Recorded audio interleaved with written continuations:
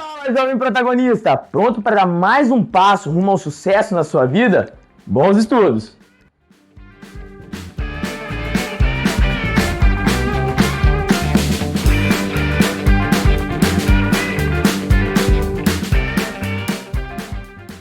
A gente vai falar de transformações químicas. São as reações químicas de modo geral, tá? E a gente vai aprender o que é uma reação química, uma transformação química e como a gente escreve isso. Igual vocês fazem conta de matemática, vocês podem fazer uma conta de matemática, os valores estão ali para vocês pensarem, mas vocês têm como botar no papel a conta também e escrever uma equação matemática. Então a gente tem como colocar a reação química no papel e escrever uma equação química. Mas igual na matemática a gente tem termos ali, somar, subtrair, multiplicar, dividir, na química a gente tem alguns termos, alguns símbolos que a gente vai usar para escrever uma equação química, que eles têm um significado, tá? E é isso que a gente vai fazer aqui hoje. Vocês vão entender esses símbolos, vão entender o que é equação química, o que é uma reação química, tá? Então, transformações químicas, nossa primeira aula, eu já começo perguntando para vocês o que vocês acham que é uma reação química. Alguém? Alguma opinião? A Alana falou que está com uma pronta aí para dizer. Uma reação química.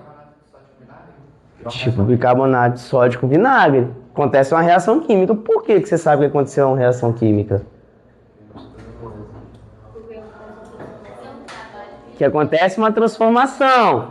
Mas que tipo de transformação? E aí? Hã? Também é uma transformação, mas o que vocês estão vendo ali? Galera? Muda, mas muda em que sentido?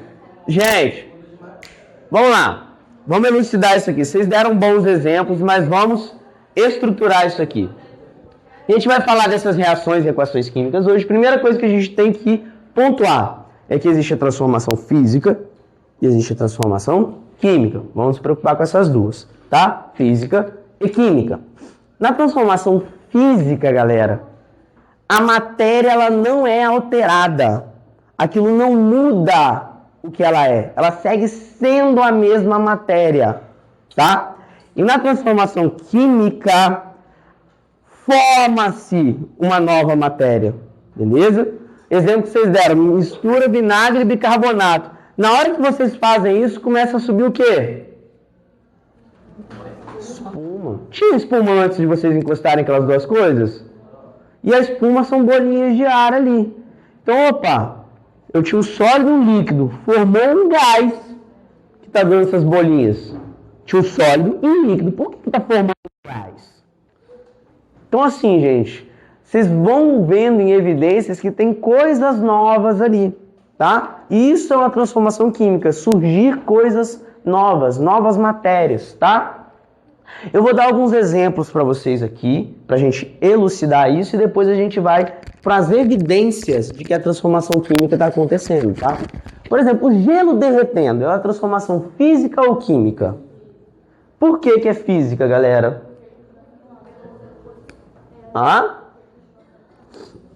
Não altera a matéria. Por exemplo, o gelo ele é o quê? Água. Depois que eu derreti, ele é o quê? Então é água sendo água. E mudou a forma, mudou o estado. O estado, o que a gente chama? Físico. Mudou o estado físico da matéria. Então é uma transformação física. Já está no nome. É estado físico. Mudou a transformação física. Quer ver mais? No gelo, a água ela tá assim, juntinha, não tá? No sólido a coisa tá juntinha, não tá? No sólido em geral a coisa tá juntinha. No líquido a coisa tá junta ou mais separada? Então é apenas uma distância física entre a matéria, tá? Então isso é uma transformação física. Agora se eu pegar a lenha e queimar ela? Químico, por quê? Eu tinha madeira. Depois que eu queimei, é madeira ainda?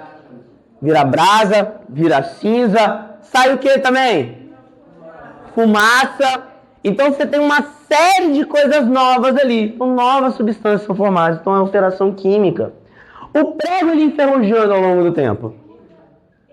química. Você pode ver o prego ali, ele é meio metálico, ele começa a depois ficar enferrujado, solta uma casquinha. O prego enferrujado, ele tem a mesma resistência que o prego no início? Mudou a propriedade da matéria. Então é uma alteração química, tá? Agora você pega uma folha de papel e rasga. O que eu vou ter? Papel e papel. Eles só estão mais afastados, tá? Então transformação física. Beleza até aí, galera? Beleza?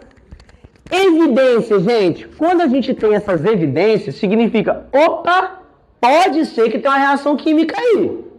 Então, isso aqui são indicativos de que ocorreu uma reação química. Por exemplo, quando muda cor ou odor, que é o cheiro, é evidência de uma transformação química. Vamos pegar uma maçã. Você deixa uma maçã 2 semanas em cima da mesa, fora da geladeira ali. O que acontece com a maçã? Ela tem a mesma cor? Ela tem o mesmo cheiro? Ela tem o mesmo sabor? Então ela é a mesma coisa de antes? Então alterou essas propriedades, galera, que a gente consegue perceber nos sentidos: cor, odor, textura, sabor, tá? Isso é evidência de que ocorreu uma reação química, tá? A matéria, ela mudou, e se a matéria mudou, transformação química. Beleza, já vimos aqui. Liberar gás, é o que eu falei, vocês deram o exemplo do vinagre e bicarbonato. Na hora que juntou, eu só juntei as coisas, fez o quê? Gás liberado. Opa, eu tinha gás antes? Não, formei gás. Então, se do nada aparece gás quando eu junto duas coisas, é sinal de uma transformação química, tá? Do mesmo jeito que se eu juntasse 2 líquidos, tem 2 líquidos, juntei os 2 líquidos e do nada aparece um sólido, isso é evidência de que o quê? Transformação química. Eu tenho 2 líquidos, juntei e formou um sólido, alguma coisa ali alterou. A gente fala quando acontece isso que é a formação de precipitado. Quando desce um sólido para o fundo ou alguma coisa mais corpulenta, a gente diz que é precipitado, tá? Então, formação de precipitado também é uma evidência. Aí, galera, outra coisa é liberar calor ou absorver calor. Por exemplo, tenho 2 coisas ali que estão a 25 graus. Juntei essas 2 coisas, do nada, eu só encostei as 2 coisas, eu sinto esquentar. Não é normal.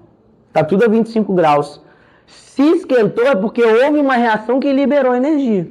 Ou se eu encostar essas 2 coisas e do nada ela gelar, houve uma reação que absorveu energia. Então, quando 2 coisas entram em contato e tem essa liberação ou absorção de calor, é evidência de uma transformação química. Beleza, gente? Tranquilo até aí, gente? Tranquilo, tranquilo? Foi até aí?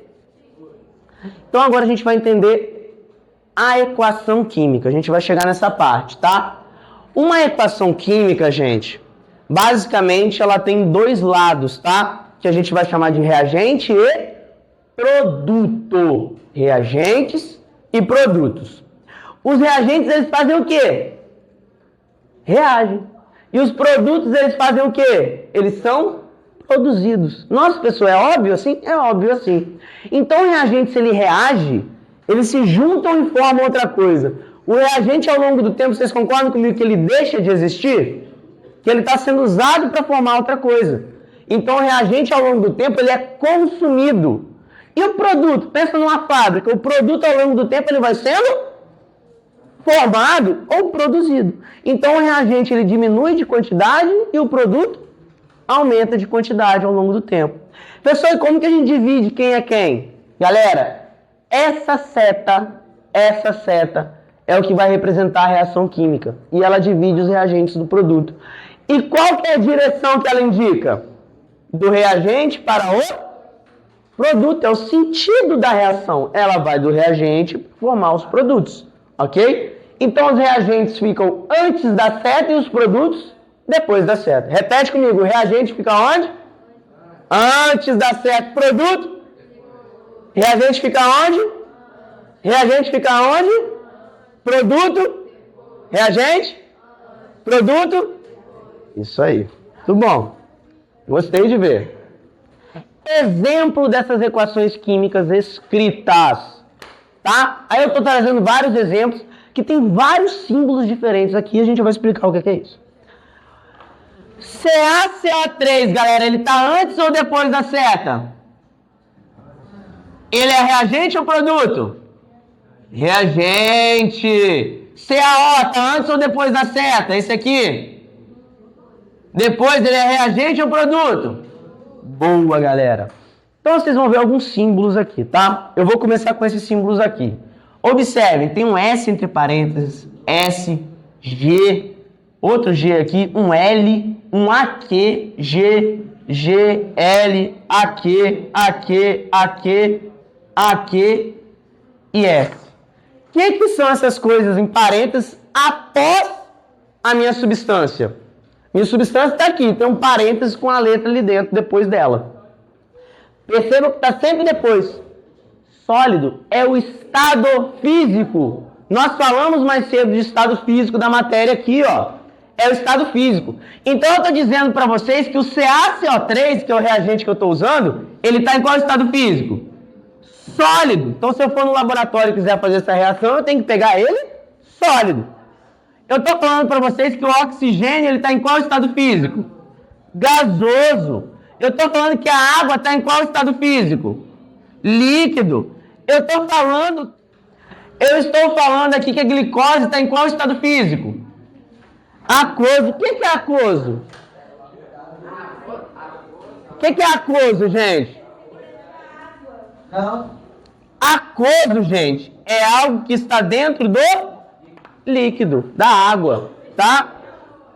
Professor, como assim? Por exemplo, a água, ela está aqui no líquido. Se eu pegar sal e jogar dentro da água, eu vou continuar enxergando o sal?